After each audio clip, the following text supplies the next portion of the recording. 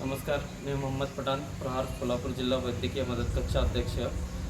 उळे PSCमधून एक गरोदर माता होती. तर त्या गरोदर मातेसाठी 102ला PSCमधून आशा वर्करनी कॉल दिलेला होता. तर 102च्या ड्रायव्हरनी सुद्धा कॉल रिसीव नाही केला. त्यानंतर 108ला सुद्धा त्यांनी कॉल केला. तर 108वाल्यांनी सुद्धा त्यांचा कॉल रिसीव नाही केला आणि उद्धट भाषा वापरली कॉल रिसीव करून. त्यानंतर PSCमधून मला रात्री 1:10 PSCमधून कॉल आला. कॉल आल्यानंतर मी 108वाल्यांना कॉल केला. तर त्यांनी मला 1:10 सांगितलं होते की 20 मिनिटात ॲम्ब्युलन्स आपल्यापर्यंत अवेलेबल होईल.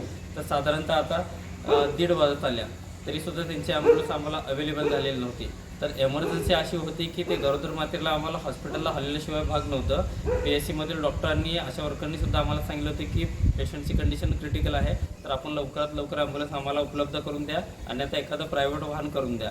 तर हा 108वाल्यांचा उद्धटपणा हा कुठवर ह्या PSCवाल्यांनी सहन करायचा आणि 102वाल्यांचा सुद्धा कुठवर सहन करायचा. जर उद्या ह्या महिलेला जर काय बायचान्स कमी जास्ती झालं तर याला जबाबदार कोण? 108वाले का 102वाले? तर ह्या लोकांच्या एकमेकांच्या भांडणात एखाद्या पेशंटचा जीव जाईल. तर माननीय कलेक्टर साहेब, आपणाला विनंती आहे आणि PSCचे जे इंचार्ज असतील आणि 108चे जे इंचार्ज असतील तर त्यांनासुद्धा विनंती आहे की आपण या हरामखोर लोकांवरती गुन्हे दाखल करा, यांच्या सस्पेंड ऑर्डर काढा. त्याशिवाय हे 108वाले आणि 102वाले सुधारणार नाही आहेत. अन्यथा आम्ही प्रहारवाल्यांनी जर हे दप्तर ह्यांचं हाती घेतलं तर आम्ही ह्यांना बडवून काढल्याशिवाय राहणार नाही. ही प्रहारची लास्ट वॉर्निंग असेल.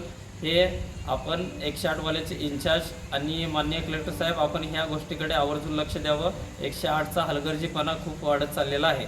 जय हिंद, जय महाराष्ट्र.